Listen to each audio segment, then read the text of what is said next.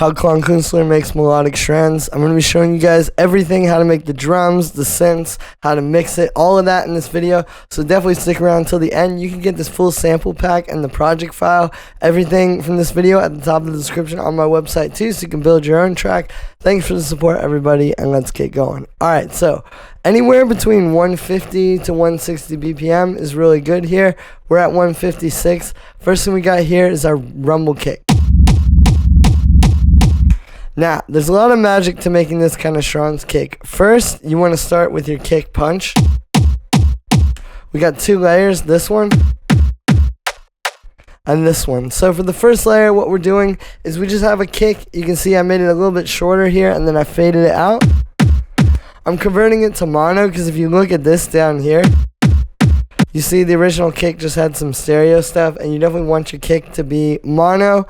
And then I'm also cutting a bit of bass. Now I think this is very important. People don't talk about this enough, but with these Schranzy kicks, like if you listen, it's really not so much like sub frequencies, right? And if you start to let them in, it really weighs it down. There's something about like the faster you get with your techno, the more you almost want that kick to just kind of be like in the 100 hertz range. So we're cutting a bit there. And then the second layer is the same kick. I made it even shorter here with the amplitude envelope. Like if I turn off all the effects, you can hear that it is literally just like a... Right, but it's still the same sample and all that. It's just like a little bit shorter. So it's going to sit fine with the other one. You just don't need that much of it for what we're doing here. What we're basically doing is we're cutting, so we're converting it to mono again, cutting out a lot more of the lows, right? Just getting this little, and then we're distorting that, and then cutting the low end again at the end, because if I get rid of that, you can see the distortion does tend to add a bit of low end, and what this does is it gives you the clickier kick. Like if you listen to the whole mix without it, with it, you can see what I'm saying here. Like this kick just needs a little bit more of that, like to really sit where you want it to in these mixes. So we've got that, and then the kick goes from this to that. Then we got the rumble. So the rumble for these kind of tracks can be a bit tricky because I think there's a lot of ways to make the Schranz rumble, but when I listened through the Klangkuenstler tune, this is what was going on. So what we got here is it starts with our main rumble, right? This is most of what you hear. And what this is it's a kick. It's actually a different one from the main kick that we're using. And what I'm doing is I'm basically just kind of taking a piece of it, like you can see, and let's get rid of the group processing as well. So it's this piece of the end of the kick, and we've warped the kick and stretched it all the way. You can see because you can't even click the stretch anymore. And then I have an arpeggiator giving it 16th notes, right? Then we distort it a bit, and then we have it sidechained to the main kick. So we're starting with that. Then we get this. And what this is this is the main kick. It's the same sample. But what we're doing here is this pattern, which has a bit of this like groove to it, where it's like dun-dun-dun-dun. By using the velocities, the pattern is just this long and it's repeated a bunch, but you can see it's like dun-dun-dun-dun-dun. Right? So you get a little bit more rhythm to your rumble, and then you put that with the other layer, right? Then there's a bit of processing on that as well. We're distorting it, sidechaining it, converting it to mono, and then high passing and low passing off a little bit of that top end as well. Then the final layer is this. So what this is actually a percussion loop. That's the original loop. I made it super short, like it's just a quarter note. And I pitched it down almost 2 octaves, just a little bit short of that. And then what we're doing is, so here's the raw loop. We're EQing it, so it's just in that range. We're distorting it. And then I have an auto pan volume shaping sidechain. Right? So these are all kind of like just the layers to create a bit more movement. So it's not just a rumble, but it has that movement. That is really how those Schranz basses work. Then on the group, we're using a saturator on the hard curve. You can see I'm tweaking the color curve a lot.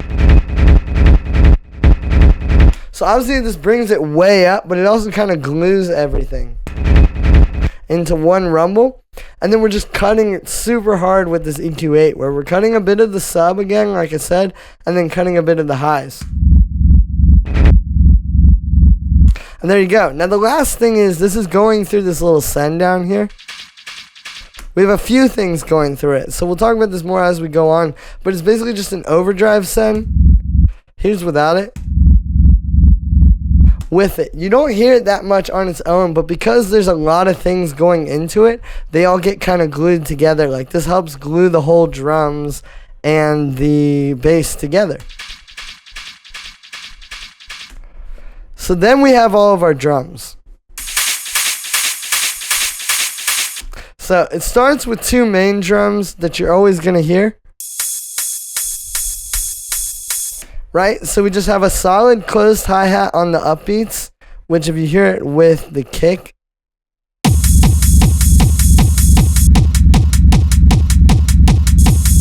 and then a ride cymbal as well, which is playing this pattern. It's like tss, tss, tss, tss. But then there's this auto pan volume shaping sidechain, just kind of making it tss, tss, tss, like that, right? So those are the first two layers. I would start with the kick, the bass, and these two. And then you start moving up to sort of like the quote-unquote Schranz loops. Starting with this one. So I made this with a drum rack. What it is I took this drum break, like I'll show you the original break. That one. And you can see I took pieces of it inside of this drum rack here, like a few different chops. And if I play it without the effects, you can really see what's going on there. So it's just this. You can use a lot of different things. I like using drum breaks because they have a lot of texture. And then I high-passed it, distorted it, high-passed again because you can hear you just want that top end. And the distortion adds a lot of low end. And then auto pan sidechain. And then, yeah, you start to kind of build up that, like, high-end Schranz crunchy percussion. Then there's this one, which is also just a bunch of different percussion sounds. Like, I literally just took claps and made this repetitive pattern. Then high-passed.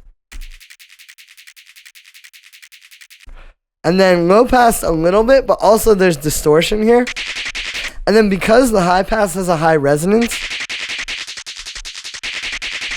see how that kind of shapes it going into the distortion in a particular way?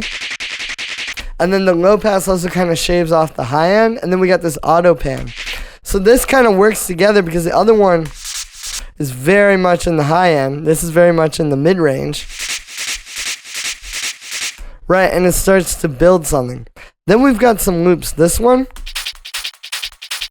which I chopped up. So I took like a little piece of this one loop. You can see I chopped it into 16 notes and just repeated it over and over. And this just fills out a bit more of that mid-range as well. It's just got a high pass and a side chain. And then also this one, which same deal. I just took a really short piece of this loop and then high pass and side chain. And then you put all of these together and you can hear they're all very different. But then they just build up to create that kind of classic Schranz sort of percussion, right? Now with this kind of a track, the thing is with the synths, you need to be careful, right? Because those synths are very full-bodied. So usually like the Schranz percussion almost is the lead, right? It takes up the whole thing. But because you have these synths, you have to kind of build this in a way to work with that. Right, so it is very Schranzy, but it's maybe not as many layers as like your usual Schranz kind of thing, right? And then on the group there, I just have a bit of a high-end boost. And then we move up to the synths.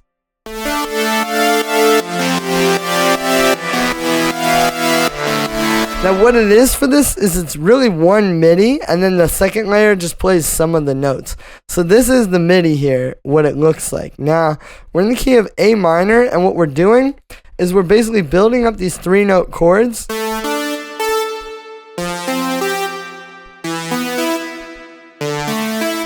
Right?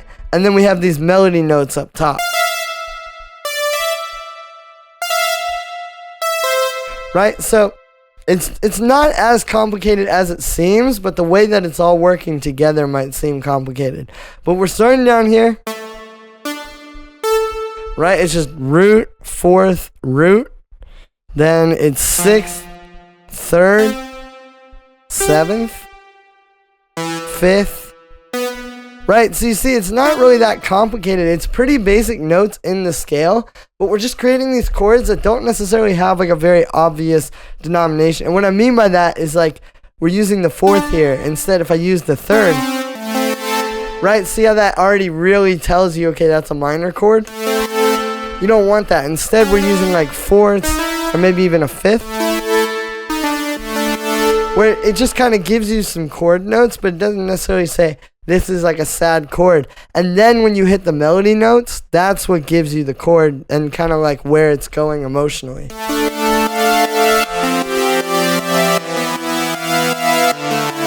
Right, but this is a very basic progression, really. Just root, 6, 5, 4, and then the notes up top.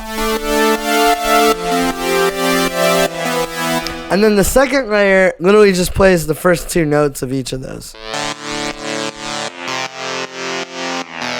And it's just a bit lower in the octave. So then what happens,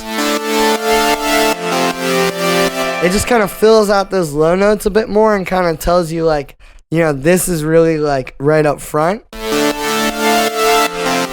And just makes it a bit bigger than if you just had the first one on its own. Now, for the synth patches, what we're doing here is we're using analog for both of them. This is with no effects what the first one sounds like.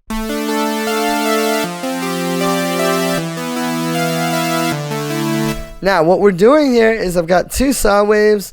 They're not detuned or anything here, and the filter is just set, like we just got the frequency all the way up, so you're not really hearing much filter. However, with this, if you turn the resonance up,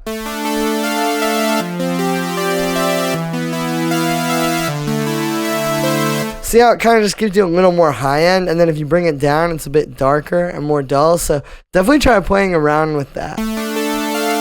Then what we're doing here is I have 2 amp envelopes where the first oscillator is going into amp 1, the second oscillator is going into amp 2.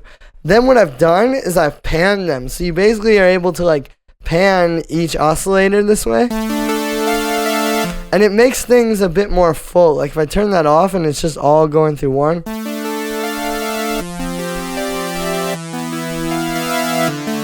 See, it was a bit flatter. There's a bit more width in this synth. So it's a very nice, this is really like this tune is like a good study on just simple like synthesis stuff that makes a huge difference, right? Like little stuff you might not notice that really brings it together.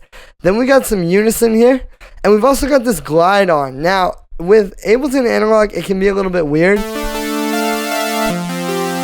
Right, if I turn that off and then on, you might hear it more. But what you really could do is like on another synth, like for example, let's just load up Serum here. If you get one of these synths where you can play the chords and it'll still do a bit of gliding, like this, like we put it on legato and always.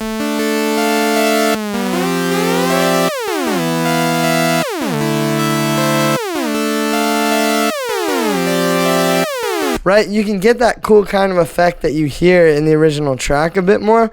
But yeah, I was just trying to do that with the Ableton stuff, so that was the closest it could get. But definitely try that with Serum or another synth, because you can get some very cool sounds, and that is how that sort of gliding sound is done. It's just playing chords and with the glide on, but you just don't set it to monophonic. You allow multiple notes to come through. Then we have some chorus. and some very short but like big reverb, because when you bring the size down on reverb, you don't get as long of a decay, but it kind of makes it more full sounding. We have some saturation,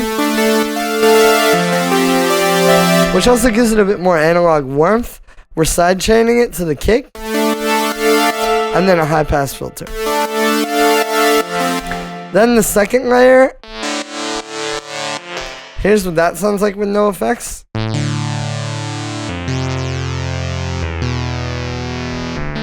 So it's basically built on the same synth patch, but just tweaked a little bit. You can see the resonance is a little bit higher, and I think we have a little bit less detune.